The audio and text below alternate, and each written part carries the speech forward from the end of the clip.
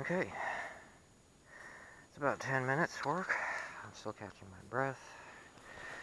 Oh, it's freshly turned. From about here to here.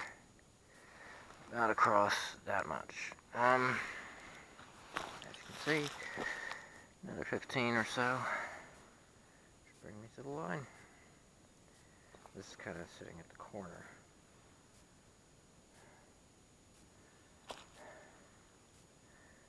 And, yeah. And all of it's done with that shovel. Kind of would prefer a smaller flat-bladed one, but and that pickaxe hit a gorgeous piece of quartz earlier. Let's look at that in the light.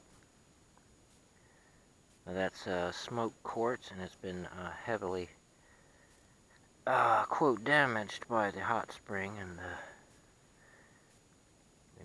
shows a lot of thermal stresses, a little deposition and fissures. Unlike any glass, it tends to crack.